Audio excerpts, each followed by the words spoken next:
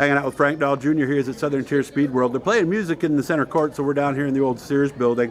Keep watching to see one of the radio-controlled dragsters go by and hit the golf carts over there. If we do get that, we'll make sure we show you that. How have you been? We'll know if they do. Yeah, you'll know too. You'll hear it on here. So how you been, man? I've been good, thanks. Good. Of course, the last few years you've been more involved with getting your kids racing than anything else. Are you racing anymore? I raced a mod light a couple years ago over at Paradise with the Rainvilles, just going out having fun. I don't know, I got the itch, but I don't have the itch. I get a lot of enjoyment watching my three kids or my kids. I forgot about your youngest son. Yes, that's right. Yeah, I've got kids spread out. I've got an 18-year-old, a 16-year-old, and an 8-year-old. So, Oops. And they've all been racing bike rods since they were real young, and we're putting together a vintage car right now. It's kind of a tribute to my dad's car. It's going to be an identical car to his car from 1976. The crazy part is I'm not going to drive it. Casey's going to drive it? Casey's car. Casey's bought it. Casey's paid for it. Casey's doing the work, as well as my brother, myself, my nephew. It's going to be a tribute. I might jump in a sportsman car this year a little bit. I don't know yet.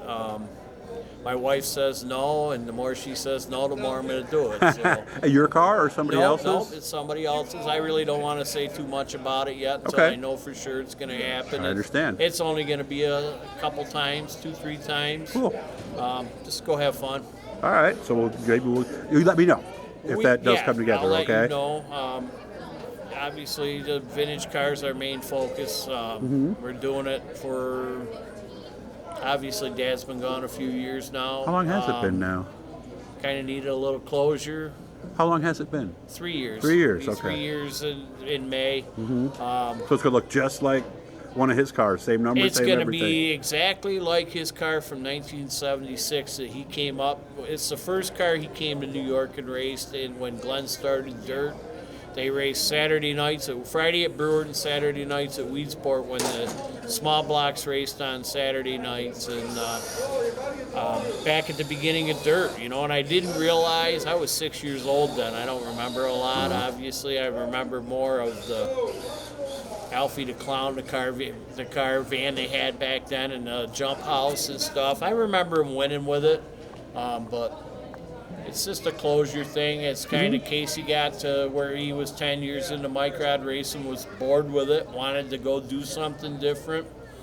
John Colezzo sponsored his oil and stuff for him for the microd, and they were working on the car one night. Casey goes, I want to drive a vintage car. John's like, come get it ready. So Casey was bugging me for like 2 weeks. We got to go to Romulus. We got to go to John's. I want to go. Got to get this car ready. I'm like, what are you talking about?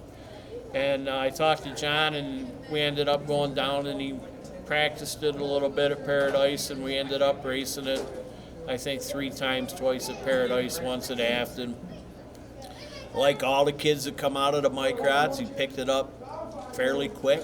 Amazing how that works, isn't it? Yeah, it is. I mean, microd racing really teaches these kids. I mean, look at the amount of kids that have come out of microd racing that are up in the modifieds and the sportsmen and sprint cars, and it's we should put a sticker on all the cars so that people know that these kids came from. We do microd. need that, don't we? That's a good idea. Microd graduate, quarter midget graduate. It would be a good idea.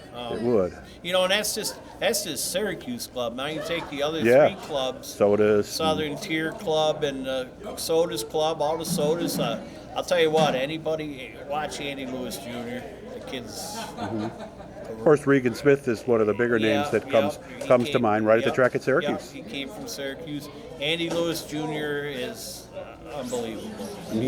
What he did at New Smyrna this year with his crate asphalt car was pretty impressive for a 14-year-old. So it'd be interesting to see where these kids are, and it's going to be interesting to see where the kids that are already out of microds and what they're doing too. Cody Menina was one that was there when we were there. He's winning sportsman races. I mean, she's doing real well. All the Zacharias kids were microd graduates. Andrew Ferguson. Yes. Andrew Shartner is you name it. Amy Holland is a quarter midget Amy Holland graduate too, from up there in Valmy. Yep. So yeah. So really, and you guys, I hate to keep harping on this, and you've heard my stuff. You know that this is. You know, the problem. Microd racing is the most amazing thing that you can possibly do with a child to go racing. It's more affordable. Some of the cars have been running for 20 plus years. They still are just as competitive. Every car I've got, other than I did build a car for Hannah, every car we have is a 25-year-old car.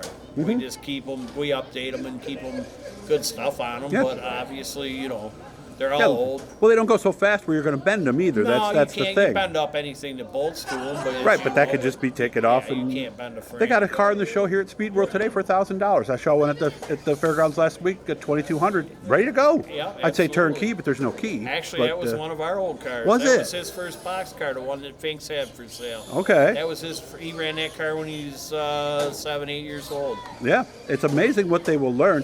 And now your oldest daughter is actually hoping to work in motorsports. She is going to a college, Belmont Abbey College. It's in Belmont. It's a suburb of Charlotte. It's a small Catholic college.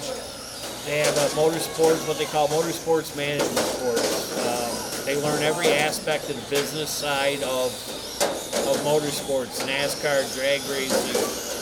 The stuff that they're doing. Anybody that has a child that wants to go into motorsports for a living, they really need to look at this place. It's not the side of motorsports, the mechanical side, the engineering This is the side, back side of it. The business side. Yeah. Everything from PR, TV, radio, management, drivers, teams, sanctioning bodies. I mean, they pretty much can write their ticket. They do good with it. They can write their ticket, work wherever they want. Very nice.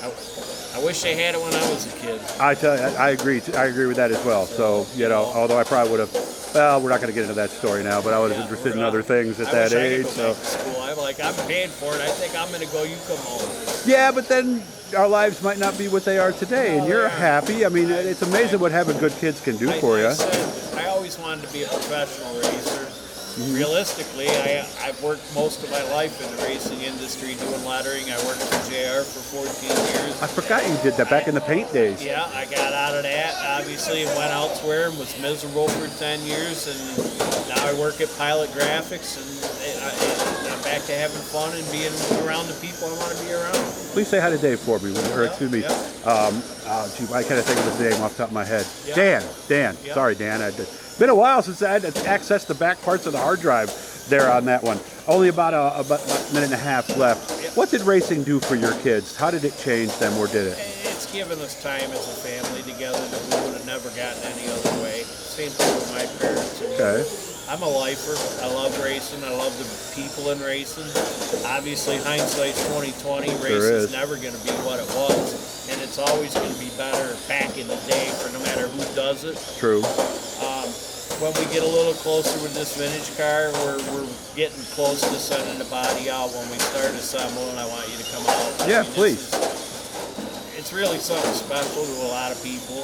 It's going to give my kids a chance to relive a part of our family's history. I mean, hopefully, we're going to go have fun.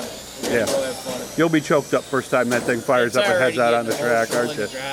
Yeah, I'll bet. You get done working it tonight and you're putting stuff away and you sit down and you're like, wow, this is something that's Dad's car. Yeah, this is a car from almost 50 years ago now. Yep. And it's going to be back on the track today. It's going to look identical, absolutely identical to the one that he raced. Casey's gone and got a lot of sponsors. We're going to put his own name, his own stuff on it. But fantastic. That's the way it is. We're gonna do the Nationals car show with it. It's my street rod. I don't have a race car anymore. The kids got that, but it's going to be a fun thing for me to be a part of too. Let me know when you get in town for that, because I always make sure to take that Friday off and go out and see the cars. Yep. Good to see you. Yep. Thank you for all your help during the year too, Yep. Frank. And thanks for all you do for the Mike Rod Club over the years. Man. And talking to my family. We'll see you again soon. All right, so we'll get together. We'll see that new car back in the shop here very, very soon. Pretty soon. I can't wait.